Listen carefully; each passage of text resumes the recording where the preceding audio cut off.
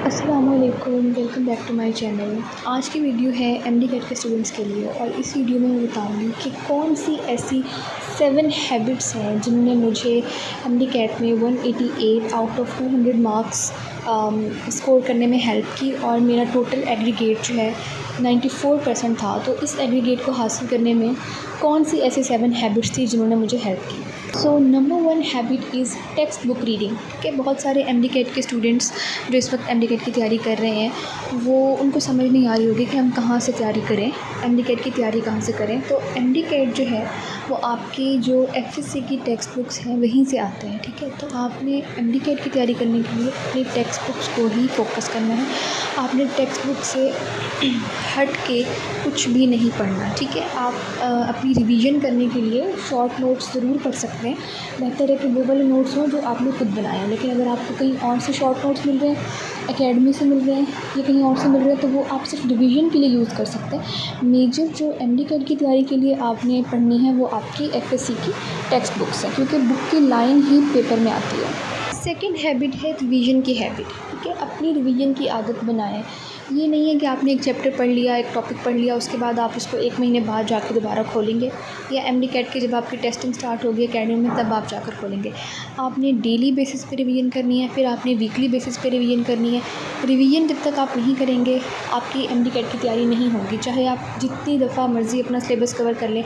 जब तक आप कल का पढ़ा हुआ नेक्स्ट डे जाकर रिवाइज़ नहीं करेंगे आपको भूल जाएगा और फाइनली एमडी कैट वाले दिन आपको सारी चीज़ें मिक्सअप हो जाएंगी। तो revision is the key to success in MDCAT. अगर आपने एमडी कैट अच्छे मार्क्स से क्लियर करना है और मेरिट बनाना है तो आपको डेली रिवीजन करनी होगी। जो चीज़ आपने कल पढ़ी है उसको आपने डेली बेसिस पे रिवाइज़ करना है और जो चीज़ आपने पूरे हफ्ते में पढ़ी है उसको आपने वीक के एंड पे जाकर रिवाइज़ करना है। थर्ड हैबिट है प्रैक्टिस की हैबिट, ठीक है। आपके पास अगर आप एकेडमी जाते हैं तो आपके पास एकेडमी की प्रैक्टिस बुक्स होंगी, ठीक है। अगर आप घर बैठ के भी तैयारी कर रहे हैं तो आपको इजीली गूगल से प्रैक्टिस बुक्स मिल जाएंगी, किप्स की प्रैक्टिस बुक्स मिल जाएंगी, स्टार्स की, स्टेप एकेडमी की। ये जो बड़ी बड़ी एकेडमीज़ हैं इनकी टेक्स्ट बुक्स बहुत अच्छी हैं प्रैक्टिस करने के लिए। टेक्स्ट बुक नहीं, प्रैक्टिस बुक्स बहुत अच्छी हैं एमडी कैट के एमसीक्यूज़ की प्रैक्टिस करने के लिए। प्रैक्टिस करने का क्या फ़ायदा होता है, फ़र्स्ट ऑफ़ ऑल आपको आइडिया हो जाता है कि एमडी कैट में किस तरह के सवाल पूछे जाते हैं। बिकॉज़ एमडी कैट में एफएससी जैसे सवाल भी पूछे जाते हैं। जैसे आप एफएससी का बोर्ड का पेपर देते हैं तो उसमें थोड़े सीधे सीधे एमसीक्यूज़ होते हैं। एमडी कैट में थोड़ा सा कंसेप्चुअल एलिमेंट शामिल होता है एमसीक्यूज़ के अंदर। तो जब आप प्रैक्टिस करते हैं, प्रैक्टिस बुक से एमसीक्यू सॉल्व करते हैं तो आपको आइडिया होता है कि आपने एमडी कैट में किस तरह से क्वेश्चन सॉल्व करने होंगे। दूसरा ये कि प्रैक्टिस करने से आपका टाइम मैनेजमेंट आती है, आपको जल्दी जल्दी एमसीक्यू सॉल्व करने की प्रैक्टिस होती है। तीसरी चीज़ क्या होती है कि आपको आइडिया हो जाता है कि आपका कौन सा टॉपिक अच्छे से तैयार है और किस टॉपिक पे कौन सा टॉपिक आपका वीक है, उसके ऊपर आपको फोकस करने की ज़रूरत है। तो प्रैक्टिस आपने डेली बेसिस पे करनी है। जिस तरह आपने रिवीजन डेली बेसिस पे करनी है उसी तरह से प्रैक्टिस भी आपने डेली बेसिस पे करनी है। नेक्स्ट जो हैबिट है वो है फोकस। अपने काम पर फोकस करें, ठीक है। अपनी तैयारी के ऊपर फोकस करें।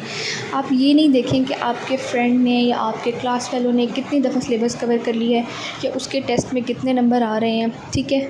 और ना ही आपने किसी दूसरी चीज़ के ऊपर फोकस करना है। आपने सिर्फ अपनी तैयारी के ऊपर फोकस करना है, ठीक है। अगर आप दूसरों के ऊपर फोकस करने लग जाएंगे, दूसरों की तैयारी के साथ अपनी तैयारी को कंपेयर करने लग जाएंगे, ये दूसरों के टेस्ट मार्क्स के साथ अपने टेस्ट मार्क्स कंपेयर करने लग जाएंगे, तो आपकी कभी भी तैयारी नहीं हो पाएगी अच्छी, ठीक है। तो आपने सिर्फ अपनी तैयारी के ऊपर फोकस करना है और अपनी तैयारी पर ही फोकस्ड रहना है। सोशल मीडिया से या बाकी चीज़ों से आपने डिस्ट्रैक्ट नहीं होना।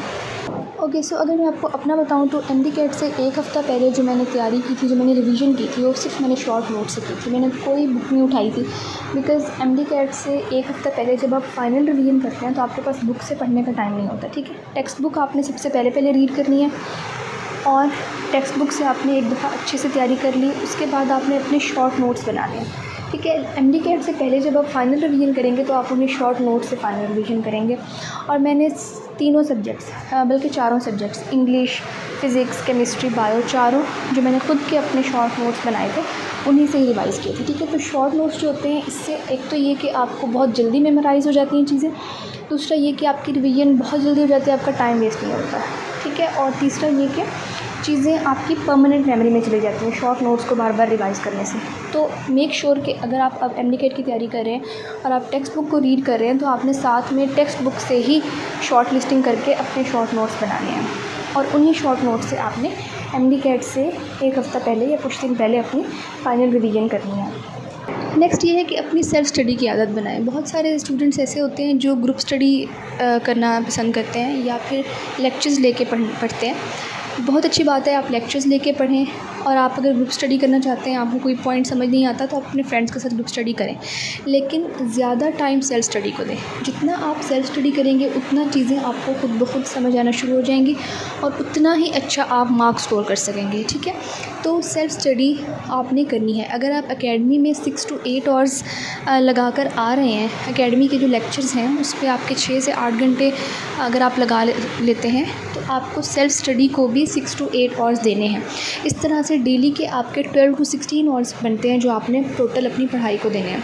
तो अगर आप 6 आवर्स एकेडमी में लेक्चर्स लेकर आ रहे हैं तो आपको 6 आवर्स एटलीस्ट अपनी सेल्फ स्टडी करनी है, तब जाकर चीज़ें आपके मेमोरी में आना शुरू करेंगी और आपको आपके कॉन्सेप्ट क्लियर होना शुरू होंगे। लास्ट हैबिट जो है वो ये कि आपने टेस्ट्स मैक्सिमम अटैम्प्ट करने हैं। ठीक है, बहुत सारे बच्चे क्या करते हैं, जब आखिरी हफ्ता होता है एमडीकेट से पहले तो एकेडमी जाना बंद कर देते हैं या फिर टेस्ट वगैरह जो घर में अटैम्प्ट कर रहे होते हैं वो करना बंद कर देते हैं। ऐसा आपने बिल्कुल नहीं करना। ठीक है, टेस्ट आपने एंड तक देते रहना है, आपने एफएलपीज़ के टेस्ट देने हैं और सिर्फ टेस्ट अटैम्प्ट नहीं करने हैं।